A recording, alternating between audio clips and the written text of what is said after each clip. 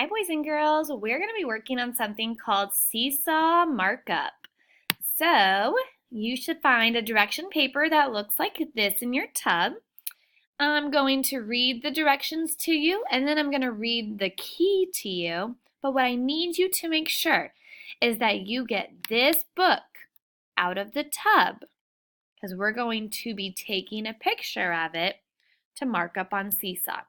So if you need to pause your video right now to go find this book, go ahead and do that.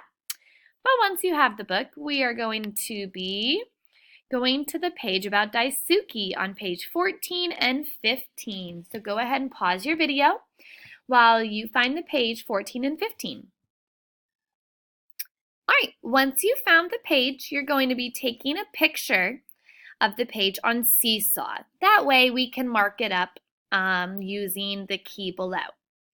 So go ahead and take that really good picture of the text. Make sure you get pages 14 and 15 in it. And then we're going to be putting 4 symbols on your picture. All right, so the first thing, we're going to be drawing a heart. We're going to be marking up with a heart to answer this question. What does Daisuke like to draw?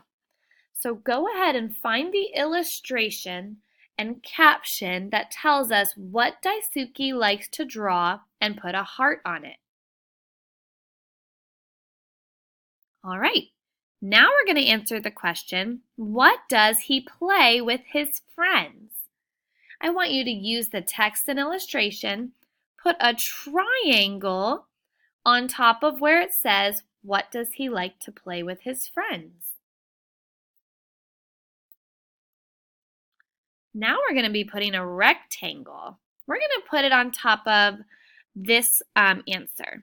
How does he write his name in Japanese? Ooh, can you find that illustration of how Daisuke writes his name in Japanese and put a rectangle on top? And our last symbol is we're going to be circling.